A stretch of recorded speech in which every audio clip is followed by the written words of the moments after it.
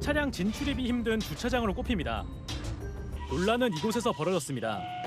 2km가 안 되는 거리였어요. 짧은 거리를 대리를 불러서 여기로 온다는 게 좀 이상하기도 했고, 호출한 곳에 가면 남성 한 명과 고급 외제차가 기다렸고 주차장 진출입이 막 끝나면 문제제기가 시작됐다는 게 공통된 진술입니다.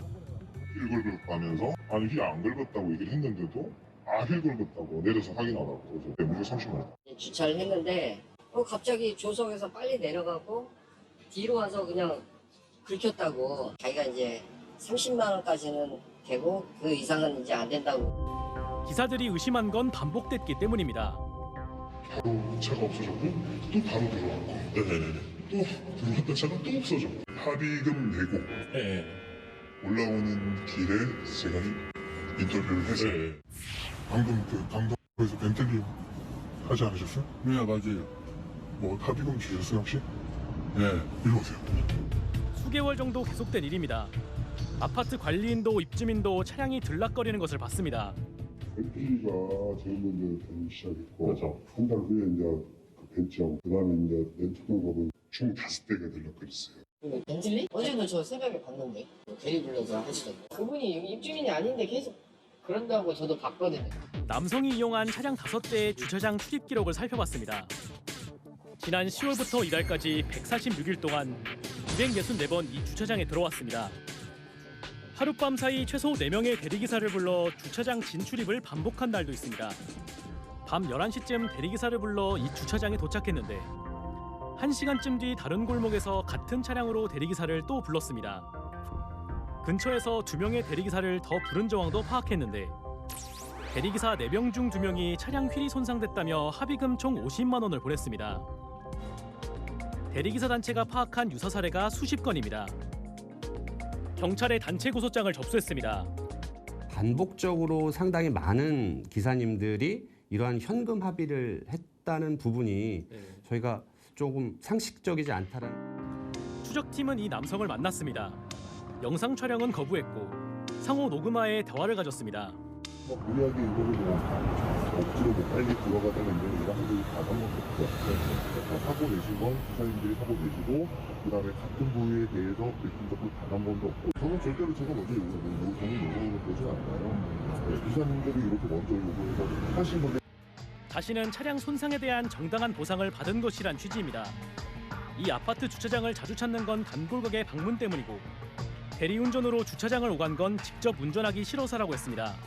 또 이 사안과 관련해 자신의 명예를 훼손한 이들을 고소했다고 밝혔습니다. 서울 강동경찰서는 이 사건에 대한 수사를 시작했습니다. 심층 취재 추적 김용성입니다.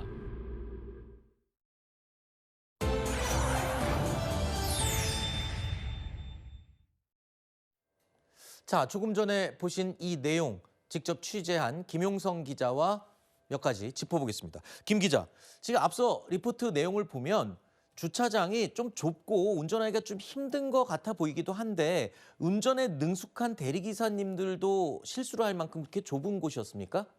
네, 일단 주차장 들어가는 곳이 폭이 굉장히 좁고요. 네. 그 1층에서 지하 1층, 그리고 뭐 지하 1층에서 지하 2층 이렇게 내려가는 구간에서 급하게 꺾이는 구조였습니다. 아하.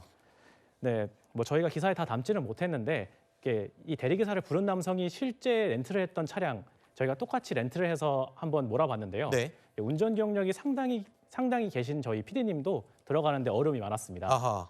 이렇게 남성이 이용했던 차량들이 이렇게 다 고급 외제차인데요. 네. 뭐 벤틀리, 벤츠 마이바흐, 벤츠 S클래스 이렇게 차체가 크고 긴 차량들입니다. 네. 운전 경력이 상당히 긴 대리기사님들도 좀 어려움이 많을 수밖에 없는 구조로 보였습니다. 네. 물론 그런 곳에서 좀 사고가 날 수는 있습니다만, 근데 이게 그분의 주차장 출입 기록을 보면 200번이 넘어요. 그 주차장을 출입한 기록이.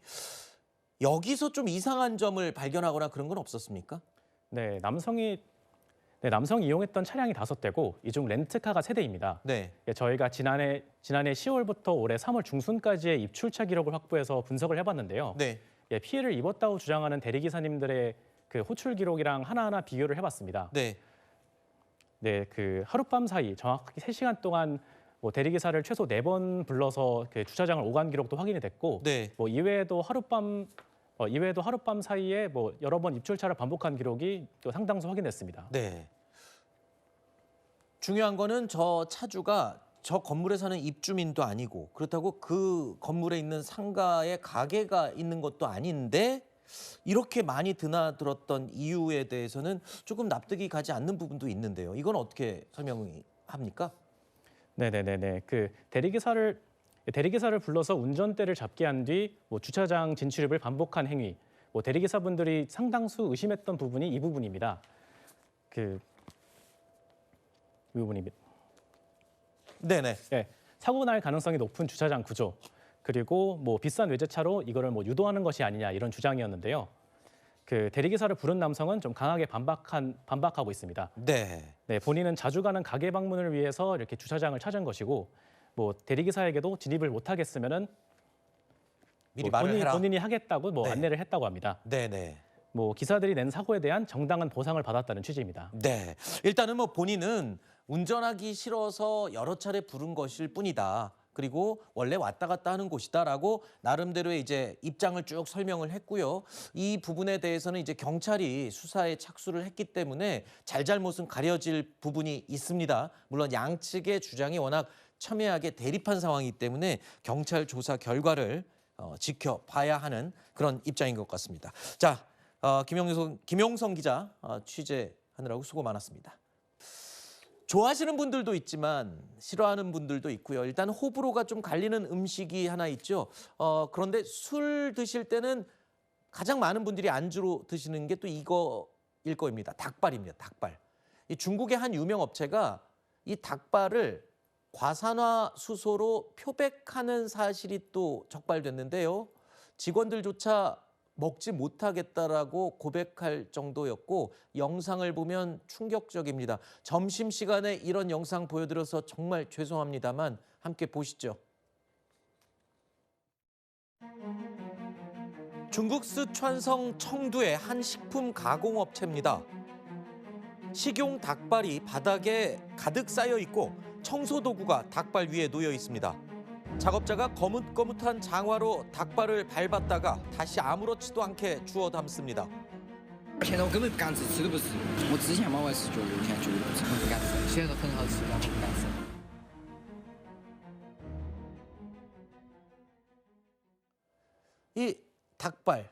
이 닭발이 뽀얀 속살을 유지를 했던 이유가 과산화수소로 탈색을 한 거였군요. 굉장히 충격적인 일이죠. 과산화수소는 우리 소화기관이나 인체에 직접 접촉하면은 심각한 손상을 일으킬 수 있습니다. 어허. 그렇기 때문에 식품 표백제로 사용할 수가 없는 것인데 저것을 놀랍게도 중국의 국영방송인 CCTV에서 공개를 했습니다. 어허. 이틀 전 3월 15일이 국제소비자기구가 만든 세계소비자 권리의 날이었거든요. 네. 그 날을 맞아서 중국에서 이렇게 식품 위해를 발생시키고 있는 사례를 중국 CCTV가 소개를 한 겁니다. 네. 저 닭발 가공업체가 굉장히 닭발을 싸게 팔았다고 해요. 네. 500g에 15위안 정도니까 우리 네. 돈으로 하면 1kg에 한 6,000원 정도 되는 겁니다. 네. 굉장히 가격이 싸죠. 그러니까 수백만 개가 팔릴 정도로 인기가 좋았다고 하는데 네. 그러니까 중국 당국에서 조사에 나섰더니 저렇게 과산화수소로 닭발을 표백하고 있었다는 충격적인 사실이 밝혀진 겁니다. 네. 과거에 이제 무슨 소변 맥주라든가 아하. 알몸 김치와 같이 네. 그 중국산 식품의 안전성에 관한 논란이 많이 있지 않았습니까? 네. 그런 것들을 연장선상에서 또 한 번 소비자들이 중국산 식품에 대한 신뢰를 크게 떨어뜨리는 그런 네. 사례가 될 것 같습니다. 중국 업체를 중국이 국영TV가 직접 폭로해서 공개를 한 건데 자, 이 얼마나 심했으면 이 중국에서 중국 업체를 고발을 해서 이렇게 공개를 했겠습니까? 아, 닭발. 근데 좀 걱정은요. 국내에서 좀 문제 없이 닭발을 팔고 있는 소상공인들이 혹시 피해를 입지 않을까 그게 좀 상당히 우려가 됩니다. 이 원산지를 또 꼭 밝혀야 되겠군요. 요즘 길거리에서요. 휴대전화를 켜놓고 라이브 방송하는 중국인들이 자주 보입니다. 한국 제품을 실시간으로 팔고 있는 거라는데요. 굳이 길거리에서 이렇게 방송을 하는 이유가 있다고 합니다. 들어보시죠. 泡泡的一个质地是能够很好的打开我们皮肤的一个毛孔吸收通道。一天的销量大概是有大概换算韩币是3000万到500万左右每天的这个销量。 명동은 그 중국한테 너무 유명한 곳이라서 온라인에서 잘 팔기 위해 그 실내 너무 중요해서. 그러니까 중국의 온라인 쇼핑 운영을 하는 분들이 한국에 와서 그것도 명동 길 한복판에서 저걸 하는 건데 한국이라는 걸 강조하기 위한 거라는 소리잖아요, 지금. 그래야 잘 팔린다. 그렇죠. 지금 한국 제품들에 대한 인기가 중국에서 상당하기 때문에요. 이들이 네. 직접 한국까지 와서 물건을 공수하고 있는 건데 이거 정말 한국에서 사온 거다. 네. 메이드 인 코리아다라는 부분을 정확하게 확인시켜주기 위해서요. 이렇게 길거리에서 물건 판매에 나선 겁니다. 저도 명동 일대나 뭐 성수, 홍대 이렇게 관광객들 많이 몰리는 곳에서 라이브 방송하고 있는 분들 자주 봤거든요. 저도 자주 봅니다. 그렇죠. 실시간으로 접속하는 이 중국인들이 뭐 몇백 명 수준이라고 하는데 네. 이걸 또 편집해서 1분가량의 짧은 영상으로 올리면요. 뭐 몇천 회, 뭐 몇만 회까지 조회수가 나온다고 어허. 합니다.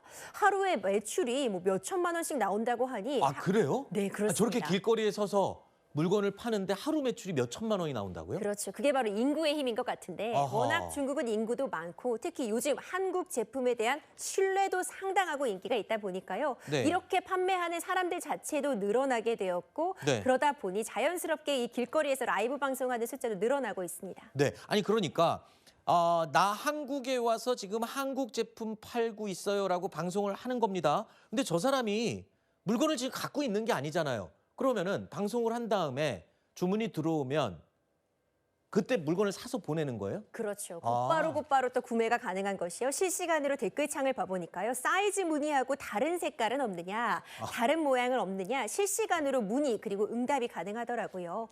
이렇게 이들이 들어와서 우리가 이전에는 뭐 보따리상이다 이렇게 부르기도 했는데 네. 대량으로 한국 제품을 구매해 가서 다시 중국 내에 판매하고 바로 보내주기도 한다고 하는데 중국에서 판매하는 한국 제품보다는 한 20% 정도 저렴하게 판매하다 보니까 이 수요가 좀 급증하고 있다고 합니다. 알겠습니다. 여기서 구매해서 보내는 거니까 세금은 다 나는 거겠죠? 예, 알겠습니다.